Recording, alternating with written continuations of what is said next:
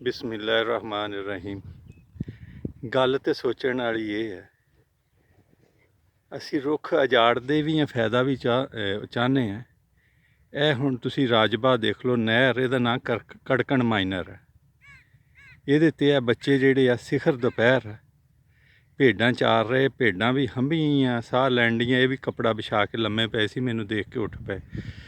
ਲੇਕਿਨ ਇਹ ਪਟੜੀ ਤੁਸੀਂ ਦੇਖੋ, ਵੀਰਾਨ ਪਟੜੀ ਹੈ ਦੋਨਾਂ ਪਾਸਿਓਂ। ਅਗਰ ਇਹ ਇੱਕ ਕਿੱਕਰ ਬਚ ਗਈ, ਇਹਦੇ 'ਤੇ ਆਰਾਮ ਕਰ ਰਹੇ ਇਹ ਲੋਕ, ਤੇ ਇਹ ਕਿਹਦੀ ਜ਼ਿੰਮੇਵਾਰੀ ਹੈ ਇਹਨਾਂ ਪਟੜੀਆਂ ਤੇ ਇਹਨਾਂ ਦਰਖਤ ਲਾਉਣ ਦੀ? ਉਹ ਖੇਤ ਵਾਲੇ ਨੇ ਤੇ ਖੇਤ 'ਚ ਲਾਏ ਆ, ਲੇਕਿਨ ਮਹਿਕਮਾ ਨਹਿਰ ਦਾ ਤੁਸੀਂ ਹਾਲ ਦੇਖ ਲਓ, ਦੋਨਾਂ ਸਾਈਡਾਂ ਤੇ ਦੂਰ ਤੱਕ ਇਹ ਹਾਲ ਹੈ। ਮੇਰੀ ਰਿਕੁਐਸਟ ਹੈ ਮੁਤਲਕਾ ਜ਼ਿੰਮੇਦਾਰਾਂ ਅੱਗੇ ਕਿ ਅੱਗੇ ਆਣ, ਇਸ ਮੁਲਕ ਨੂੰ ਸਰਸਬਜ਼ ਸ਼ਦਾਬ ਬਣਾਉਣ। ਇਹ ਮੁਲਕ ਸਾਡੀ ਜ਼ਿੰਦਗੀ ਹੈ, ਇਹ ਦਰਖਤ ਸਾਡੀ ਜ਼ਿੰਦਗੀ ਹੈ। ਇਸ ਮੁਲਕ 'ਚ ਰਹਿਣਾ ਤੇ ਦਰਖਤ ਲਾਣੇ ਪੈਣਗੇ, ਵਰਨਾ ਆਉਣ ਵਾਲੇ ਸਾਲਾਂ ਦੇ ਵਿੱਚ ਬਹੁਤ ਬੁਰਾ ਹਾਲ ਹੋਣ ਵਾਲਾ ਹੈ। ਇਹ ਤੁਸੀਂ ਦੇਖੋ, ਅਗਰ ਇਹ ਕਿੱਕਰ ਬਣਾ ਹੁੰਦੀ ਤੇ ਇਹ ਬੱਚੇ ਮਾਸੂਮ ਜਿਹੜੇ ਫਿਰ ਇੱਥੇ ਰੜੇ ਮੈਦਾਨ 'ਚ ਹੀ ਮਰਦੇ ਦੁਪਹਿਰ ਨੂੰ। ਪਾਕਿਸਤਾਨ ਜ਼ਿੰਦਾਬਾਦ।